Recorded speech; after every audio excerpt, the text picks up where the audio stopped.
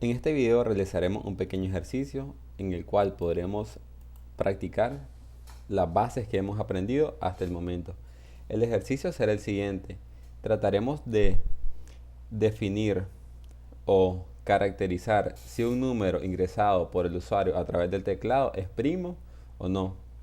Para empezar, los números primos son todos aquellos números que solamente son divisibles entre el mismo o la unidad. No pueden ser divisibles entre ningún otro número. Por ejemplo, empezando desde el número 1. Primeramente lo empezaremos a dividir 1 entre el primer número, 1 es igual a 1, es decir, es divisible. ¿Por qué se dice que es divisible? Porque el resultado no tiene una coma flotante. Y 1 entre la unidad también es igual a 1 en este caso. Para quedar un poco más claro, utilizaremos otro número, el número 5.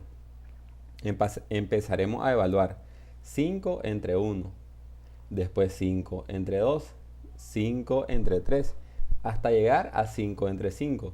Si ese número es divisible entre él mismo, la unidad, y también otro número, en ese caso decimos que el número no es primo. Entonces, para empezar, declararemos dos variables de tipo número, donde almacenaremos el número y la variable contador, que nos servirá para controlar si el número es primo o no. Ya veremos cómo. La inicializamos en 0.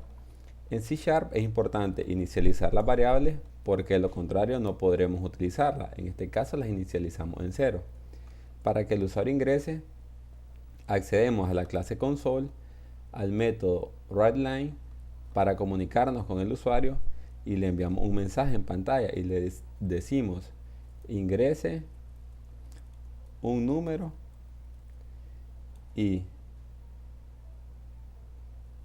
yo le digo si es primo o no. El usuario ingresará un número, nosotros lo necesitamos captar, lo capturamos en la variable número con el método de la clase console readLine.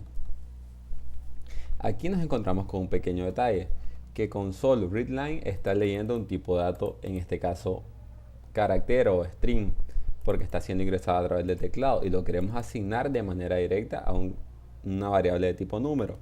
En otros lenguajes de programación implícitamente se hace la conversión, pero C#, como es demasiado estricto, lo cual nos ayudará mucho en situaciones avanzadas, en este caso no permite la asignación. Tenemos que hacerlo nosotros utilizando de la clase convert la función .toInt32, que nos devolverá un entero que recibe como parámetro console.readLine. Con esto ya logramos ingresar a número dentro de la variable número. Para empezar a evaluar las divisiones, lo tendríamos que hacer aparentemente con un if, pero el problema de un if es que sería con números estáticos, es decir, lo hacemos para 10 números, para 20 números, para 30 números, pero si nos ingresan un número más alto en el cual no lo estamos evaluando en el if, nos va a dar como resultado un error. En este caso lo resolveremos con un for. Veremos cómo sirven los for para esta circunstancia. Empezamos construyendo la sintaxis del for. Dentro de la llave declaramos una variable de tipo int que le decimos que va a ser igual a 1. Queremos empezar evaluando desde el 1 y el i hasta llegar a ser menor o igual que el número que ingresó el usuario, y queremos que aumente de 1 en 1 en pos incremento con i más más. La función for, recordamos, recibe 3 argumentos: dónde va a iniciar, hasta dónde va a llegar y cómo va a aumentar. En este caso, pos incremento de 1 en 1. Ahora necesitamos evaluar si el número que él ingresó es divisible, primero por divisible entre 1, 2, 3, 4 hasta llegar al número. ¿Cómo hacemos eso? Que si el número que él está ingresando con mod o la división, el símbolo de la división,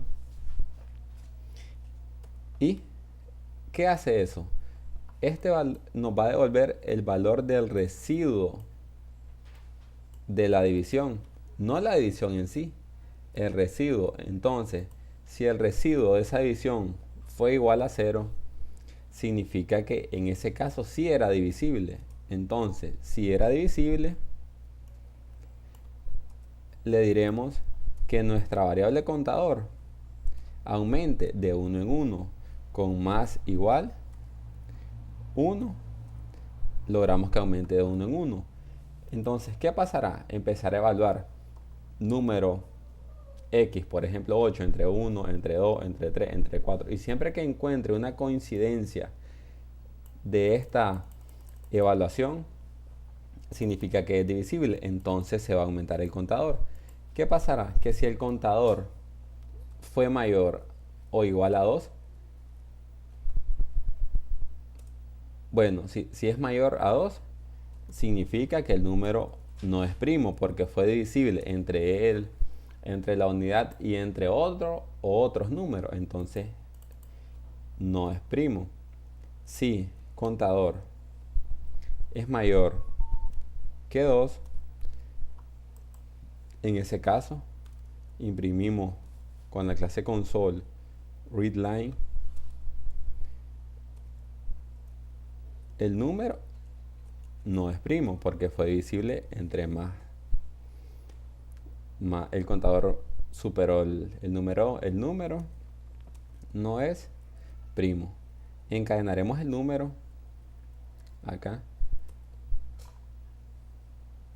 cerramos llave, cerramos la otra llave, más encadenamos la variable número, la convertimos a toString. Como un método necesita abrir y cerrar paréntesis, aunque no reciba parámetros. Si el contador superó el 2, el número no es primo. De lo contrario, el número sí es primo. Copiamos, pegamos en el else.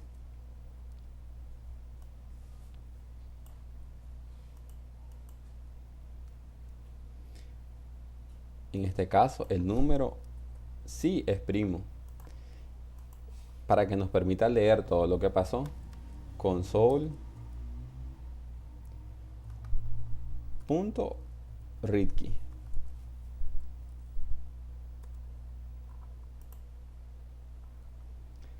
Ejecutamos nuestro pequeño programa.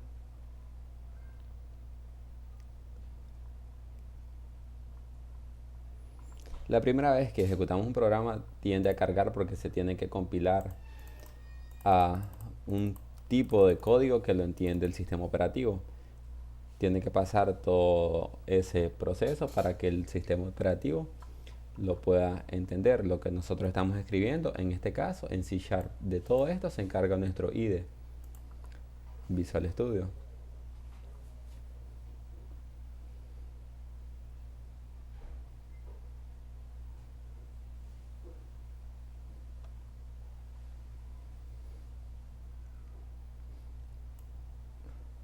Se abre la consola emergente, ingrese un número y yo le digo si es primo o no. Ingresamos el 5. El número 5 sí es primo. Volvemos a Visual Studio. En este caso, cuando estamos encadenando las variables, para mejorar visualmente dejamos un espacio, porque de lo contrario pasará ese efecto visual.